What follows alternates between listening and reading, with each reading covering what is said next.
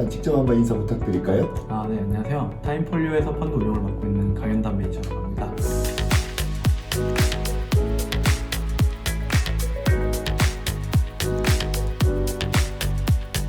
이름은 에이스라고 들었는데 맞으신가요? 에이스라고 믿고 진행하도록 하겠습니다. 예, 이 펀드 하이라이트 딱 두 가지로 요약해주면 특징?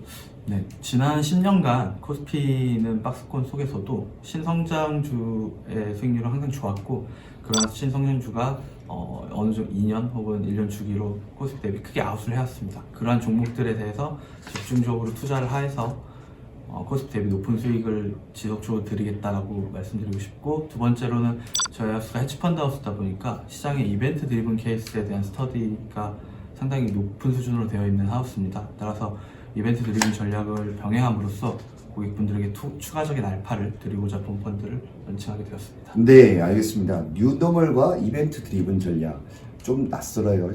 국내 주식시장에 대한 기대감과 감인가요? 아니면 종목 피킹에 대한 자신감인가요? 어떤 출시 배경이 있는지. 먼저 답도 말씀드리면 종목 피킹에 대한 자신감이라고 말씀드리고 싶고요. 저희 타임폴리오는 헤지펀드로 유명한 운용사인데요. 실질적으로도 롱숏 전략을 하면서도 바이앤홀드 전략을 중심으로 하고 있습니다. 실제로 지난 4년간 롱숏 전략이 약 70% 성과를 거두는 와중에서도 바이앤홀드 전략은 100% 성과를 거둠으로써 저희 펀드 내에서도 우수한 성과를 거둔 전략이고요. 이러한 성과를 바탕으로 하다 보니까 국내 그럼 주식형 롱 투자를 하고 싶은 고객분들 대상으로 롱 펀드를 출시해도 고객분들에게 높은 수익을 드릴 수 있겠구나 라고 생각을 해서, 헤지 펀드는 리스크 관리를 하면서 안정적인 수익을 원하시는 고객분들에게 이번 마켓 리더 펀드 같은 경우는 국내 주식을 투자하고 싶으시면서 조금 더 공격적인 수익을 추구하고 싶은 분들을 타겟으로 이번 펀드를 좀 런칭을 하게 됐습니다. 코스피 수익률 31%올 동안 롱숏 전략이든 거의 더블에 가까운 수익을 올렸는데, 이렇게 된 배경에는 종목 피킹에 대한 자신감이라고 하셨는데, 뭐 뉴노멀이라고 했던 주도 섹터 이런 사례가 어떤 게 있나요? 사실 지난 10년간 지수는 박스권이었는데요. 그쵸. 네, 그 사이에서도 돌이켜서 시장을 생각해 보시면 늘 답은 있었습니다. 즉 나머지 종목이나 산업이 성장이 더딘 구간에서도 특정 산업은 그 나머지 종목이나 산업 대비 높은 매출 성장과 이익 성장을 보여줬던 기업이 있었고요. 그러한 성장 종목에 대해서 항상 수급이 쏠리고 실제 다른 증시 대비 높은 수익률을 보였었는데요. 혹시 그러면 단계별로 한번 예를 한번 들어주시겠어요? 조금은 더 옛날이지만 2005년에서 2007년의 강세장 구간에서도요, 중국의 산업구조 변화에 따라서 조선주 섹터가 기존 대비 말도 안 되는 수주와 매출 성장률을 보여주면서 코스피를 아웃했었고요. 2013년에서 15년 같은 경우에는 수출 대형주가 되게 부진했던 구간인데요. 이 구간에는 중국 소비 트렌드가 바뀌면서 그때 이제 한류 등등이 기여하면서 중국 소비주들이 아모레퍼시픽이나 LG 생활건강 이런 주식들이 코스피를 크게 아웃했었고, 2015년부터는 헬스케어죠. 그때부터 지난 그 2000년대 중반부터 투자가 됐었던 바이오헬스케어 섹터에서의 어떤 노력들이 한미약품의 라이센스 아웃이라던가 셀트리온의 램시마 매출 시연 등등으로 이제 평가를 받으면서 15년부터는 바이오 헬스케어 섹터가 성장주로서 코스피 대비 큰 아웃퍼폼을 했었고요. 올해 같은 경우는 증시 변동성이 상당히 컸지만 인터넷 기업이라든지 배터리 기업 등등이 시장의 변화랑 이 흔들리는 산업 환경과 상관없이 높은 매출 성장과 이익을 보여주면서 세부 종목들이 코스피 대비 되게 높은 수익률을 보여왔었고, 이러한 종목이나 산업을 선제적으로 피킹을 하고 포지셔닝을 함으로써 고객분들에게 높은 수익률을 드릴 수 있다고 생각하고, 또한 과거에 많은 공모 펀드들은 사실 그러한 자기네 하우스에 좋게 보는 섹터나 산업을 들고 가다가 산업의 변화나 이런 트렌드가 변화했을 때 그걸 포트폴리오를 유지함으로써 수익률이 좀 훼손되는 경우가 많았었는데, 저희 하우스는 기본적으로 헤지펀드를 바탕으로 운용을 쌓아왔기 때문에 그런 트렌드 변화에 되게 기민하고, 그런 트렌드 변화가 느껴졌을 때는 새로운 성장, 새로운 트렌드에 맞는 종목으로 포트폴리오를 교체함으로써 지속적인 시장 대비의 높은 수익률을 고객분들에게 드리고 싶다라고 말씀드리고 있습니다.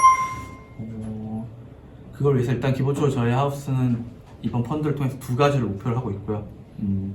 새로운 산업 트렌드 변화를 캐치하고 거기에 맞춤 포트폴리오를 담겠다라는 거기 때문에 우선은 저희 하우스가 보유하고 있는 퀀트 시스템을 통해서 다양한 펀더멘털 스코어링이라던가 혹은 기업의 이익 변동 시그널 등등을 통해서 1차적인 종목 필터링을 하게 됩니다. 성장주들 대상으로 하여.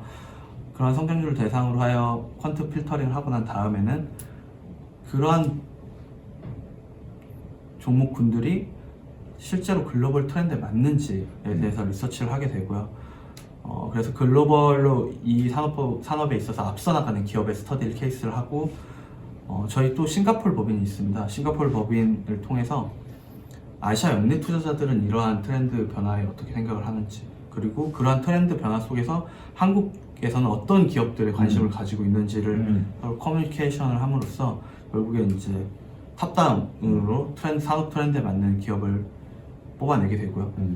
이제 그렇게 나온 종목들에 대해서 저희가 탐방이나 기업 미팅 등을 통해서 리서치 역량을 집중해서 실제로 이익의 방향성이나 기대치가 지금 시장에 있는 그 산업에 대한 기대치보다 훨씬 더 높은 성장이 기대가 된다면 포트폴리오에 공격적으로 편입을 하게 되고요. 그렇게 포트폴리오에 편입을 함으로써 기존 코스피 대비 높은 수익률을 고객분들에게 드리고 싶다라고 말씀을 드리고 있습니다. 그리고 두 번째로는 이벤트 드리븐 전략을 병행하게 되는데요. 이벤트 전략 같은 경우에는 시장에 사실 정말 이벤트가 많습니다. 얼마 전에는 대한항공 아시아나 합병 관련된 이벤트도 있었고, 그 다음에 그 1년 전에 한진칼 경영권 분쟁, 그리고 또 그 전전에는 뭐 지수 대형주들의 이전 상장이라든지 항상 시장엔 다양한 이벤트가 있는데 그러한 이벤트 종목들 중에서 그 구간에 높은 수익을 안겨주는 위너 스탁이 있습니다. 그런 위닝 스탁에 대한 공격적인 비중 편입을 통해서 그 구간에 한정해서 그 종목이 높은 수익을 고객분들에게 드릴 수 있다라고 저희가 헤지펀드 운용을 통해서 검증해왔고, 그 부분을 이번 공모펀드 운용 과정에서도 투영함으로써 두 이벤트 드리븐과 신성장 집중 투자라는 두 가지 목표를 달성하고자 합니다. 연말 대주주 이슈에 대해서 말씀을 해주신 것 같은데요. 네네네. 이제 개인적인 그런 과세에 해당하는 투자자분들에게 되게 화가 나실 일일 수 있겠지만, 실제로 연말에는 그런 과세 이슈 때문에 많은 코스닥 종목들이 개인분들의 울며 겨자 먹기식 매도가 진행되게 됩니다. 그래서 실제로 연말에는 되게 많은 종목들이 그 기업의 펀더멘탈 대비 주가 레벨이 눌리게 되게 되고요. 그 구간을 통해서 펀더멘탈이 검증된 종목을 픽을 한다면 연초에 대단히 높은 수익률로 나타났음이 지난 몇 년간의 패턴상에서 확인되고요. 기본적으로 이 펀드는 그렇기 때문에 신성장주로 저희가 피킹을 한 종목군들을 중장기적으로 포트폴리오에 담아서 그 종목들을 쭉 끌고 가게 되고요.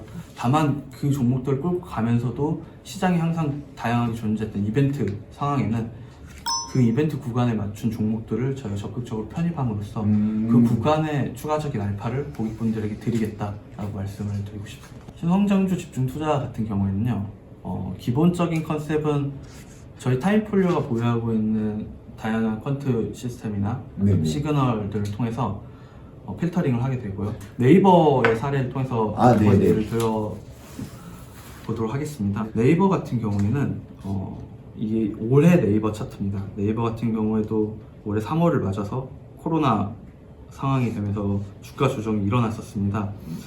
다만 3월을 저점으로 해서 기술적 반등이 일어나고 네이버 주가도 어느 정도 회복을 되는 모습을 4월 달에 보여줬는데요.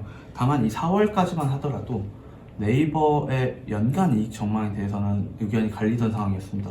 왜냐하면 네이버의 주수익원인 광고 쪽 부분에 대해서 광고를 주로 발주를 하는 쪽은 국내 기업들이고, 코로나 상황 속에서 국내 기업들의 이익 전망이 어두웠기 때문에 그렇죠. 실제 네이버의 이익 전망 자체에 대해서도 약간 논란이 있었던 구간인데, 4월 23일쯤에 저희 퀀트 시스템에 되게 재밌는 시그널이 뜨는데요. 네이버의 이익 전망이 처음으로 상향이 되게 됩니다. 동시에 저희 아까 스코어링 시스템을 말씀드렸는데, 애널리스트 분들이 보고서를 업로드를 해주시게 되면 저희가 자체적으로 그 이익 추정치 변화에 따라서 스코어링을 하게 됩니다. 그 스코어링 역시 이 4월 23일에 되게 높은 긍정적인 값으로 시그널이 나타나게 됩니다. 이익 전망치가? 네. 네네.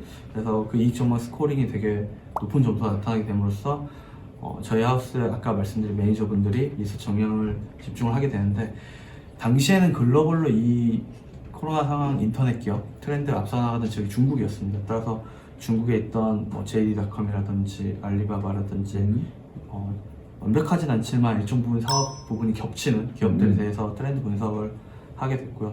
동시에 이제 저희 싱가포르 법인 쪽을 통해서 이런 트렌드의 중국에서의 변화를 실제 영리 투자자들이 어떻게 인지하고 있고 그러한 관점에서 네이버나 카카오 같은 주식을 어떻게 보고 있는지에 대해서 저희랑 의견 교류를 했고요. 이미 실제로 싱가포르 법인 팀은 그때 당시만 하더라도 훨씬 더 인터넷 기업에 대한 컨빅션이 있었던 상태였습니다. 왜냐하면 중국의 케이스를 봤기 때문에. 네, 그러한 교차 검증을 통해서 저희가 바텀업 차원에서도 네이버를 체크를 하게 되고, 실제 광고 부분에서는 이익이 좀 빠질 수 있지만 네이버의 다른 포트폴리오, 온라인 쇼핑이라던가 웹툰이라던가 다양한 포트폴리오가 이 기업의 펀더멘털 이 코로나 구간에서 오히려 강화할 수 있겠다라고 판단함으로써 네이버에 대한 비중을 공격적으로 실게 되고요. 실제로 네이버는 올해 8월, 9월까지 시장의 주도주로서 큰 기여를 했었습니다. 이거 외에 또 다른 사례가 뭐 대표적인 사례가 또 하나 더 있나요? 그러면 이런 신성장주 발굴 사례랑 더불어서 이벤트 드림까지 겹쳤던 케이스를 한번 두 개가 다 겹쳤나요? 네네. 이 17년 셀트리온 케이스인데요. 17년 셀트리온의 차트를 한번 봐주시면 감사하겠습니다. 17년 여름의 셀트리온 차트입니다. 이 17년 여름의 셀트리온의 경우에는 두 번째 복제약인 트룩시마에 대해서 논쟁이 있었던 구간입니다. 15년에 첫 번째 복제약인 엠시마를 성공을 했고, 두 번째 복제약인 트룩시마가 항암제 복제약인데, 이 항암제 복제약의 성공 여부에 대해서 여의도에서 어느 정도 논쟁이 있었던 상황입니다. 반신반의했죠. 네. 근데 저희 하우스는 이 셀트리온이 늘 매출 성장과 이익을 주는 기업이기 때문에 워치리스트에 있다가 이 구간에서도 주목을 하게 되는데, 그게 바로 로슈의 2분기 실적 데이터였습니다. 오리지널. 이 로슈의 실적 데이터를 왜 주목을 하게 됐냐면, 트룩시마의 오리지널 약이 로슈의 리툭산입니다. 그리고 로슈는 이 리툭산의 판매 데이터를 매 분기 공시를 하게 되는데요. 이 분기의 판매 데이터상에서 리툭산이 처음으로 2개 분기 연속 매출이 줄어들게 되는 겁니다. 이게 어떤 의미가 있는 거냐면, 한국에서는 트룩시마의 성공 여부에 대해서 된다 안 된다 논쟁을 하고 있지만, 실제로 유럽에서의 약 유통상 분들 경우에는 이미 트룩시마에 대한 비축에 대한 부분을 감안을 하고 있었고, 그거에 따라서 오리지널 약인 리툭산의 구매를 줄임으로써 리툭산의 데이터는 훼손되고 있었던 거죠.